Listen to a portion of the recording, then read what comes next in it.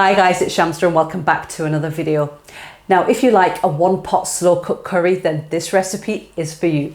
Make sure you watch till the end. I'm going to show you how to make my version of a beef curry, which has a rich and deep flavour and fall apart tender beef.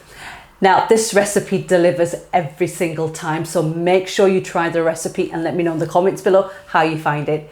So now let's run through what you need. But before that, please make sure you subscribe to this channel as well. Show your support, turn your bell notifications on. So let's start. So the ingredients you're going to need is as follows. Please remember to check out the description box located right underneath the video when it goes live to get a full list of all these ingredients used today along with the quantities. Right, I have here beef shoulder that I'm using today. Boneless, nice chunky pieces that I've had my butcher cut them into. And the reason why you want them quite chunky is because this is a slow cooked curry and you don't want them to completely cook and melt into the curry. So good pieces here, very lean. And the reason why I've gone for boneless is because you can pick up boneless beef pre-packaged in any supermarket, and I wanted to share a beef curry with you.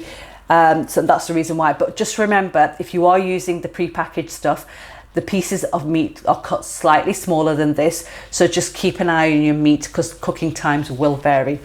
I've got here sliced onions, I've got oil, I'm using coconut, you can use whichever oil you wish, trying to be a little bit more healthier, staying away from the seed oils, hence why we're using coconut. And I've got here, you need a can of chopped in tomatoes, and we've got here some dried Kashmiri chilies that are whole. Now these add a lovely colour and a very distinctive flavour to the dish, not the heat as much. For the heat we're going to use the ground spices here, which is the regular chilli powder. Now for the spices I've got here salt, coriander powder, Kashmiri chilli powder, which is going to give that curry a lovely bright red colour, and you can just see the colour difference between the two chilies. I've got here turmeric powder, and for heat we have regular chilli powder. Now we've got some whole spices, we've got bay leaves, cinnamon stick and black cardamom pod.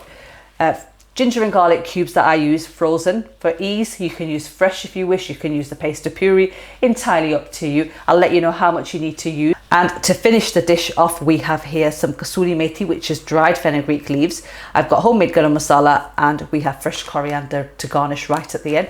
So let's start cooking.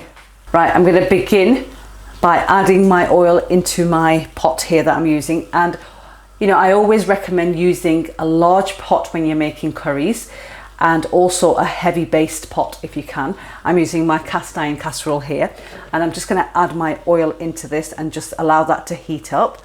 And my heat setting for my gas hob is currently on a low, so we're just going to give that a minute or so just to come up to temperature. And then I'm going to add my whole spices, my dried Kashmiri chilies into that.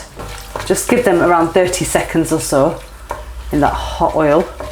And now I'm going to add my onions in, and we're going to fry the onions until they're nice and golden brown in colour, and it should take around 15 to 20 minutes, so we're going to slow cook them. Just move them around in the oil so they're coated. So I'm just going to pop the lid on. I'm going to allow them to cook away, and I'm going to keep an eye on them, stir them occasionally in between. And after 15-20 minutes I'm going to show you how they look, and my heat setting is currently on a low, so I'll see you guys back in 20 minutes time.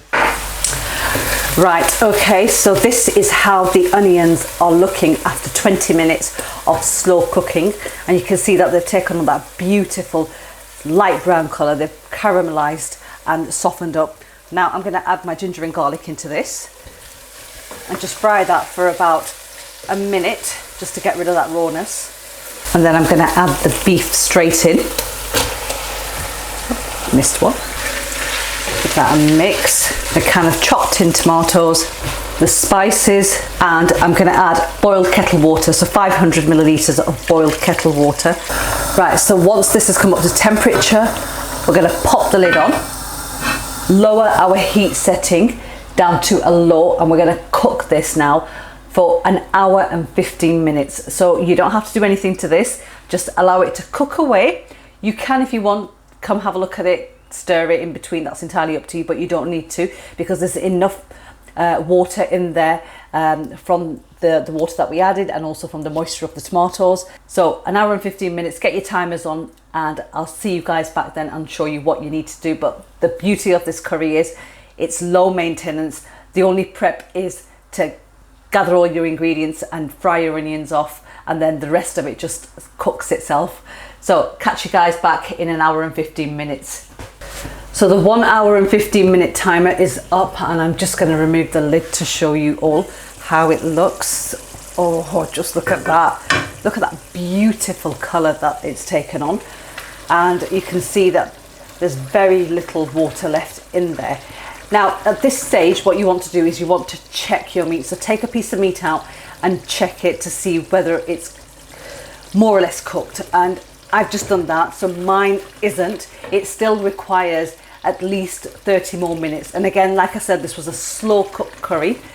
And what I'm going to do is I'm just going to cook this for about 10 minutes on low heat. So all the onions that you see that have broken down and the tomatoes, I'm just going to cook it further for 10 minutes. So essentially we're now starting the pruning process. Now, a lot of you ask what the pruning process is. It's the process where we start to develop flavour. So whilst it's been cooking away for the last hour and a half, should I say, hour and 15, you want to develop that flavour, and that's done by constantly just stirring it, making sure those onions and tomatoes break down even more. And I'm going to do that for 10 minutes, and after 10 minutes I'm going to show you what you need to do. So I'll see you guys back then. Okay, so it's been 10 minutes that I've been running this, and you can see that the moisture in there, the water has evaporated, and it's looking really good. And now I'm going to go in with some boiled kettle water, and again we're just going to give this a stir. Pop your lid on like that. Again, lower your heat setting down to low, and now we're going to cook this for approximately 30 more minutes. So set your timer again, and then after 30 minutes it should be ready, and we'll be finishing the dish off. So I'll catch you back in 30 minutes time. So half an hour later, this is how the beef curry looks. Amazing. Now I'm going to finish this off by adding in the homemade garam masala. Just sprinkle that straight over. The kasoori methi, which I'm just going to crush between the palms of my hands to release more flavour and aroma. And then fresh coriander right over the top, and just gently stir that through. Just look at that beautiful colour it's taken on. Oh my god, that wonderful thick masala, just look at that. And there you have it, guys, my one pot slow cooked beef curry all ready. Please make sure you try the recipe and let me know in the comments below how you find it.